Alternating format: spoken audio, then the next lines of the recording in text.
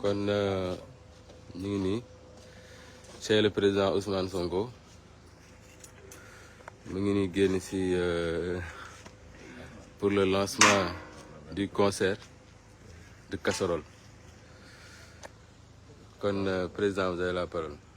Waaw, je vais m'exprimer en français pour particulièrement clarifier un certain nombre de choses auprès de la communauté internationale par rapport à la symbolique revêt cette opération de concert de casserole. Nous avons opté pour cette méthode, pour cette fois-ci, qui nous permet de nous exprimer de la manière la moins violente possible, au-delà de la nuisance sonore que ça peut constituer, pour émettre un message fort au président Macky Sall d'abord, à son entourage, à tout le peuple sénégalais, mais également à cette communauté internationale. Ce dont le Sénégal a besoin, c'est d'apaisement, c'est de stabilité, c'est de tranquillité, c'est de démocratie, c'est de liberté. Toutes choses qui ont été largement bafouées ces dernières années pour simplement satisfaire aux ambitions d'un homme ou alors d'un petit clan. Il est temps que cela s'arrête. Nous ne voulons plus qu'il y ait des morts d'hommes. Nous ne voulons plus que des jeunes soient gravement blessés. Nous ne voulons plus que des gens soient arbitrairement emprisonnés uniquement à cause de leur opinion ou de leur coloration politique. Nous ne voulons pas aller vers des élections qui sèmeront le chaos dans ce pays qui était l'un des derniers bastions de stabilité dans l'Afrique de manière générale, mais en Afrique de l'Ouest en particulier.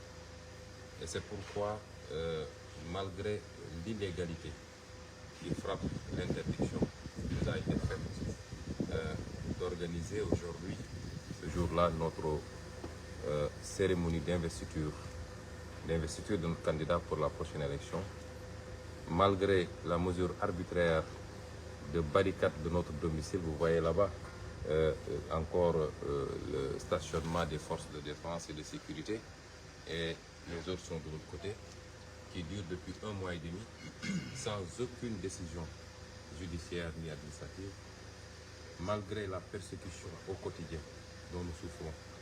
Je parle de tous nos militants. Nous avons, pour cette fois-ci, opté pour l'apaisement. Mais c'est un avertissement en même temps. Et nous espérons que le président Macky Sall saura se ressaisir à temps. Le message que le peuple sénégalais veut lui envoyer et qu'il va envoyer au monde entier aujourd'hui à travers ce concert de casserole, c'est un message d'apaisement et de paix. Et pour cela, il faut qu'il libère les détenus politiques. Plus de 700 détenus politiques dans les geôles de Macky Sall, c'est trop. Il faut qu'il libère les détenus politiques. C'est des Sénégalais qui ont des droits. Et certains sont retenus depuis trop longtemps, sans jugement, en violation de toutes les procédures de droit. C'est assez. Il faut qu'il lève ses barricades contre mon domicile.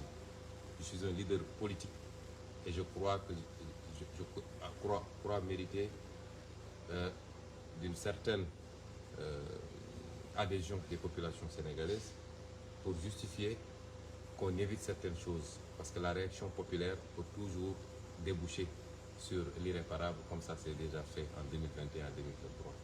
Il faut que cela s'arrête.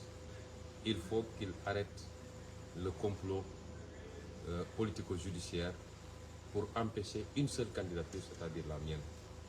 L'Assemblée nationale est saisie et je crois doit se réunir le lundi. Et tout ce qui sera voté là-bas doit conclure à une seule chose, bloquer ou éliminer la candidature d'un homme qui s'appelle Ousmane Sonko, et au prix de la réhabilitation de beaucoup d'autres candidats qui aujourd'hui ont fait l'objet de condamnations beaucoup plus sérieuses. Il faut que tout cela cesse. Et c'est ce message-là que les Sénégalais veulent envoyer. Ils ne veulent plus de certaines situations de chaos. Sauf si le président Macky Sall les pousse à bout. Il a terminé ses mandats.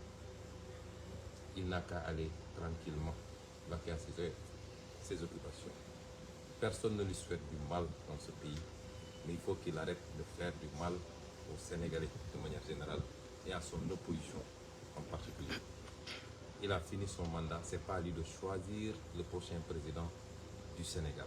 Il peut choisir dans son camp, mais il ne peut pas choisir pour le Sénégal. Et ce que les Sénégalais veulent, c'est des élections inclusives avec tous ceux qui remplissent les conditions pour leur permettre de choisir librement et souverainement leur prochain président de la République. Et c'est pourquoi nous faisons aujourd'hui ce concert de casserole. Je le ferai symboliquement pour lancer le ton.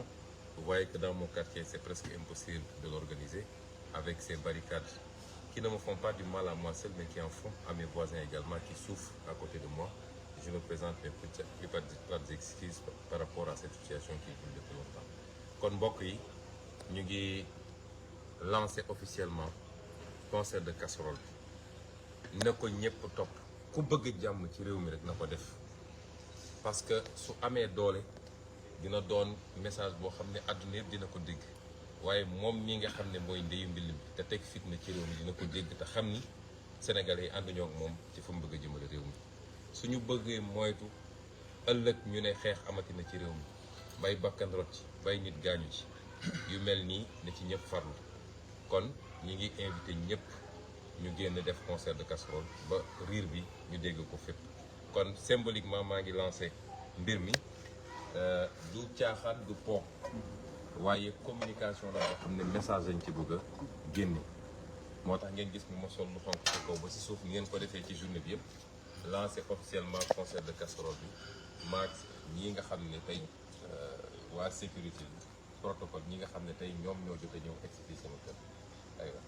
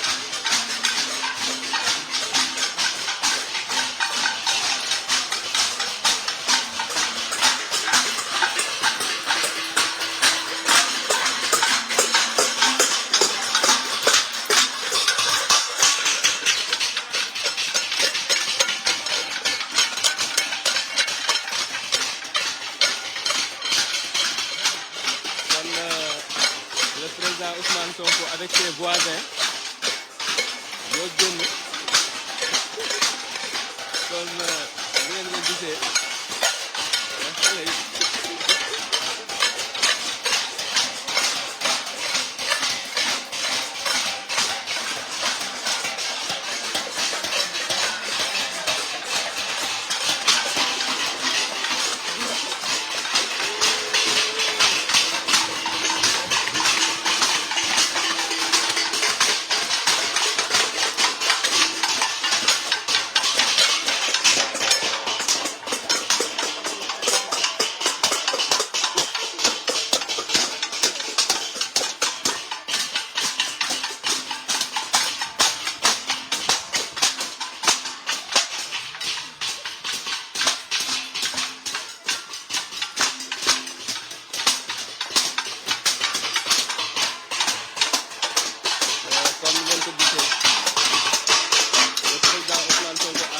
symboliquement le concert de casserole bi ci invité ñëpp moo xam population sénégalaise ba sax les forces de défense et de sécurité ñu ngi leen di invité ci concert de casserole bi ndax ñoom